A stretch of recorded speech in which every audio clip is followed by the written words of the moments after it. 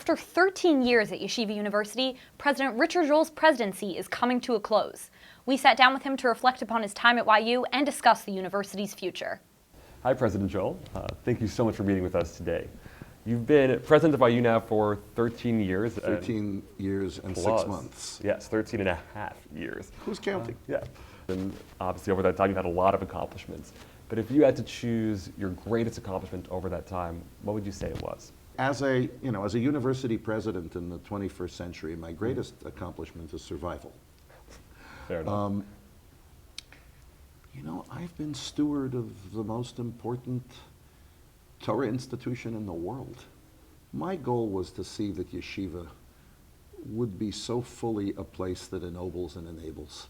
And I don't, we all make fun of it. That's what I really mean. I think education is about making sure that you as a student get to experience the richest education and Torah education that you can from wonderful faculty with a wonderful curriculum. The combination of that as ennoble and enable to make sure that students realize that they profoundly matter, that the best gift that they can get is a gift of responsibility. So my goal was that this should be a noble place, and noble of spirit, and a place where skepticism is welcomed and cynicism is decried. We have to be a force in Jewish life and frankly in Western civilization. Looking forward, what do you think are YU's greatest strengths to take with it into the future? We must find a way beyond me to get back to restoring appropriate retirement benefits for the staff and the faculty. We must come to a point where we're able to periodically give salary increases. We and lots of private institutions are not able to. As long as we have a deficit, which we have under control, and we have a path towards sustainability, but it's still a deficit. We can't do that. It has to happen, and that I would like to see.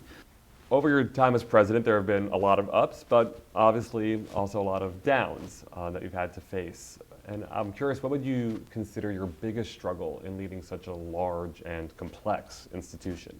Before I agreed to do the job, and Esther and I were struggling with whether to do it. So at one point I said to her, sweetheart, I don't know if I can do this. If I take this job, I will be talked about at 5,000 Shabbos tables every week. And Esther looked at me and smiled, and she said, yeah, but you're only going to be sitting at one. And that was really very wise. I'm not ultimately thin-skinned, but neither am I thick-skinned. I'm the person I am because I want to make it better.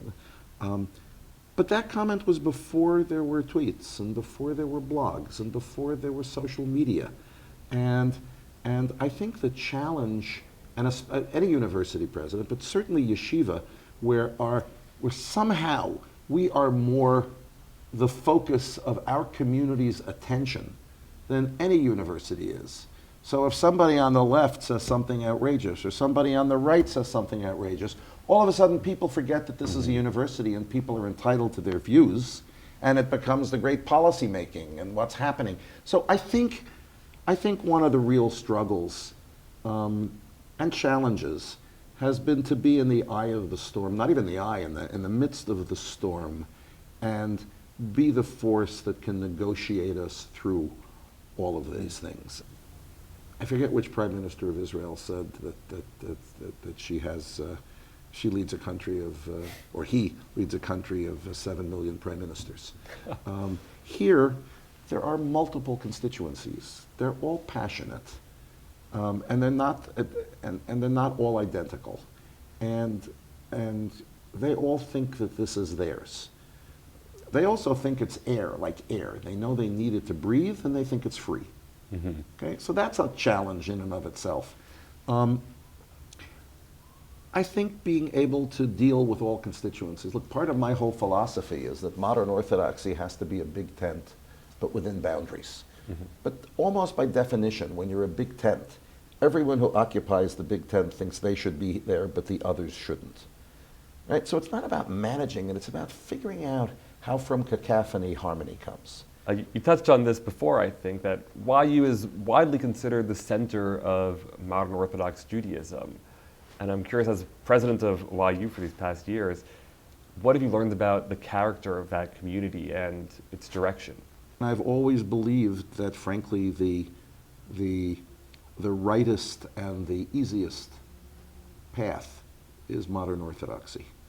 But I also think that it's an elite. I'm not saying we are elite. It's an elite lifestyle because it requires an enormous amount of education, an enormous amount of consciousness of what we do, and a real welcoming of the struggle of nuance, right? It's never black and white. It's always technicolor, and you lose if you see it as all gray, right?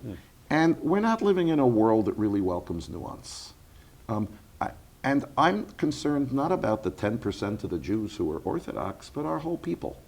And hence my time at Hillel was not to make students Orthodox. It was to make them savor the fact that this Jewish stuff matters. Because if the Jewish stuff matters, then the world goes on. I always felt I'd much rather have someone go to a Reform day school than not go. At least we can say Shabbat together. I think that you have to look at Knesset Yisrael and say, do we share, a commitment to however we see it, and we might violently disagree with each other, but a Torah-centric world. The notion that we are a people who's supposed to care for each other, that we're supposed to lead a life of values to be worthy of being a light unto the nations. That there's a peoplehood, and that's always being discussed. But that moved me through 15 years at Hillel. Our mission statement at Hillel, which I claim blame for, was that our job was to maximize the number of Jews doing Jewish with other Jews. Because if that matters, then when you leave the campus, you say, this means something. What am I going to find? What's my journey? So what do I think about? I wish we'd stop fighting with each other. I wish we would learn to be civil to each other and to agree to disagree. I wish it wouldn't be so important to prove the other person wrong. One of the challenges on campus today is that the campus culture is terribly opposed to any orthodoxy. I don't mean Jewish. You're supposed to come in and say, taste everything, because we're allowed to say, right? We are maminim b'nei maminim. Right? We've inherited and owned a way and a sense of truths that we believe in. Our job is not to go missionize everyone to convince them of our truths, but it's hopefully to see that the way we live our lives and the values that we have can improve society. So that's what I think the mandate of modern Orthodoxy is. I'm also pretty sure in saying that to me Orthodoxy is that we are in an environment of chiyuv, that we don't believe in the 10 suggestions, we believe in the 10 commandments, that we believe in the halachic process, that we believe that there are some non-negotiables. And sometimes it goes against contemporary culture, but okay, it goes against contemporary culture. I think that you've also touched on this, that the mood on campus specifically this year has been tense at times with the national election and some controversial on-campus events. And some students have voiced that they feel like the university could sometimes be divided along these strict lines, be it religious, political, or social. And as a university and as a school, how do we stay unified in the face of these problems that seem to transcend us as individuals? I, for one, think that turmoil is important. It's what a university is. Now, I'm also, remember, not one who says, everything goes here. Yesh gvul, we're an Orthodox university. We're an Orthodox place. We're an Orthodox place. However, when it comes to things like politics or views or ideas, this should be a place where people can safely, within the parameter of halacha, can safely have divergent views, express them, advocate them, and we can absolutely oppose how they want to act, but not condemn the actors. But when other people speak, we should be able to recognize their right to have speech, to feel free to loudly and strongly disagree.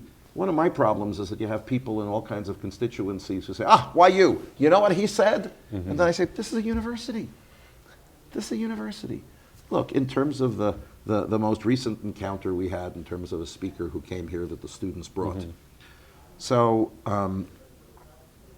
I don't believe in I don't agree with the person's views. But I think he's entitled to state those views. Mm-hmm. What I think you have to speak against is the tenor and the tone, the debasement. the characterizing people with broad strokes. I don't care if it comes from the right or the left. And I think a manner of presentation that is provocative to the point of being